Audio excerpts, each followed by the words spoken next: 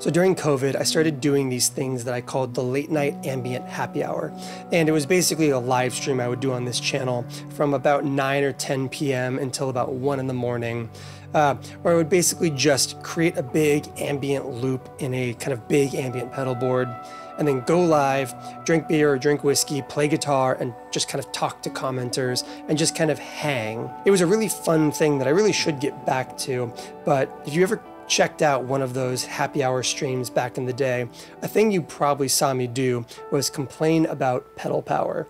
And that's because I was using power supplies that should be strong enough to support a big ambient pedal board, and yet I was finding that some of the kind of higher draw devices I was using, things like the Microcosm or the Timeline or the Big Sky, would just start kind of like crapping out on me in the middle of a stream. The power would just start to kind of not be enough, despite each individual port being a 500 milliamp draw. If you start daisy chaining them together, you will notice that you're not actually getting enough power from the kind of transformer at the kind of start of the signal flow. And I really had a lot of trouble with that. And I've had trouble with that in other contexts as well. I have been in live contexts where the pedal power I was using was not up to the task of powering all of the high draw pedals I was using on any given board. And none of this is to necessarily condemn or besmirch the good name of a pedal power company in the first place. In my mind, I was going, well, they should each kind of like be able to make good on their 500 milliamp draw promise. And sometimes I had a bunch of them chained together and it was a problem. And sometimes I didn't have that many chained together. And somehow I was still just overdrawing for the system I had set up, and it was causing me problems. But that's a bad problem to have if you are live online in front of an audience. It's also a very bad problem to have if you are live in front of real human beings, an issue I have also had with power in the past. So obviously we are here today to talk about Walrus's massive new update to their power line. If you are anything like me, you probably have used Walrus Power before. I started on Walrus Power. My first kind of professional grade power supply I bought for my pedal board was the Phoenix. It was like maybe one of the biggest purchases that I made at that point, and I loved it. And it was a great piece of gear. I still own my Phoenix. I still own my Atos. And I still think they're rugged and well-made power supplies that have just been left behind by the kind of milliamp arms race of high draw digital devices. Like in 2024, even in 2020, 100 milliamp ports are a non-starter for most people who are into boutique pedals, and having 4 300 milliamp draw ports is just not adequate for most big boards these days. These new Walrus supplies make good on kind of the modern standards for power, but with some stuff that I really love. Some stuff that I've seen before, but I'm glad is implemented here, and some stuff that I've never really seen in the pedal power world, and I might just have missed it, but I want to talk about it. So I have 2 of Walrus's new power supplies here in the studio right now. This is the Canvas Power 15, and this is 15 ports across the front, all 500 milliamp draw. And then you have 2 ports that can be switched from 9 volts to 12 volts to 18 volts. You have your 24 volt in for your transformer in. You have a 24 volt out for daisy chaining. You have a USB port for being able to charge something like your tablet or your iPhone or anything else like that, anything that can be charged over USB-C. And then, and this is my very favorite part, you have a little usage meter right here on the side that you saw in B-roll during that intro. And that will light up these little LEDs to tell you how much of the available power you are drawing, which means you know if you are going to be in a problem position of drawing too many milliamps for what you can kind of overall provide all of your pedals. And the final quality of life thing that I want to point out about these devices, and this is nothing special or an engineering marvel, but I do find it to be very important, is on the bottom of the device, you have a little printout that says 9 volt is at 500 milliamps, 12 volt serves 375 milliamps, and 18 volt serves 250 milliamps, which means on these variable voltage ports over here, if you jump up to 12 or 18, and this is true for a lot of power supplies out there, you will get a lower milliamp draw by jumping up to that 12 and that 18 volt distro instead.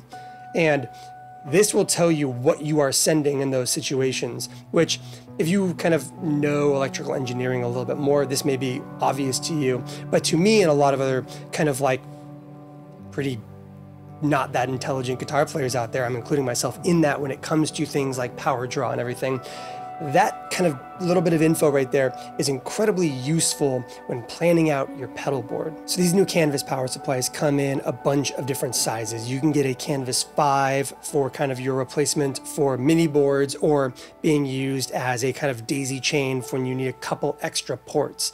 You can get an 8, a 15, and a 22 as well. And those are going to be like proper supplies. I think the 5 doesn't have USB-C, but 8, 15, 22 all have kind of the full suite of amenities that we are discussing in this video. And just so that we are clear that we're not glossing over it, I did say 22. If you were wondering why we did like a weird kind of like live looping multi-send ambient setup on that intro instead of like a traditional kind of produced song like I would normally do, it's because I ran that entire setup during that intro, which is 3 sends to my DAW, a full pedal board with 2 microcosms, the LVX, the Timeline, the CXM 1978, the Chase Bliss Preamp Mark II, a bunch of Chase Bliss pedals, all to a guitar amp. I also ran a synth board up here with Chase Bliss pedals, the Electronic Audio Experiments Sending,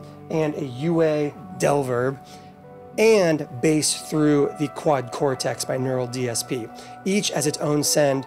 And here's the kicker. I powered all of that and this iPad right here, which we are using to kind of pull focus and kind of like record disable for the camera that we're using right now. I powered 100% of all of it on one power supply, the Walrus Canvas 22. These new power supplies are well made, they're well constructed. I've had no issues in my testing so far. I am really pleased with the performance on these supplies, and I am somebody who has used a myriad of different power supplies over the last several years, and they all have some really great strengths. They've all got some really kind of great appeals to them, but these I think are going to be my kind of like bellwethers moving forward.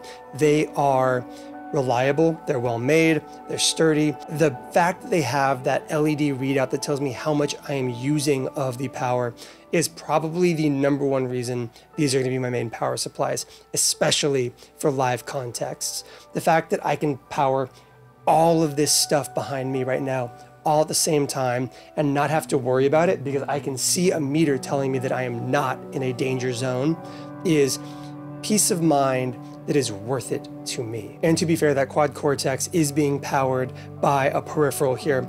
We are using the 24 volt through on the kind of right side of the Canvas Power 22 to power the Chalks Crux, which basically will take that 24 volt send, convert it to 12 volt power for powering things like the Victory Valve preamps or the Quad Cortex. So you can use a single device like this to power so much stuff. And this is kind of the whole video, if we're being honest. There's not really a good reason to go do sound samples here. I don't have the equipment for testing voltages or anything like that. I can kind of only show you that intro and the number of devices I was powering at the same time using the Canvas Power 22, the fact that I ran it kind of with no hiccups whatsoever, and then kind of just share my experience since then. I think that the Walrus Canvas line has proved to be a very, very impressive offering from them so far. The DI-Li is solid. I really like their tuner, and I've been using their reamps non-stop since they came into the studio. And now this new power just kind of continues this like absolute tear Walrus Audio is on right now when it comes to utility devices to help make everything around your music making process more effective and more kind of enjoyable. So if you're looking for a new way to kind of level up your power game in your studio, I think the Walrus Canvas stuff is worth your time and attention. So thanks for watching, and I'll catch you in the next one.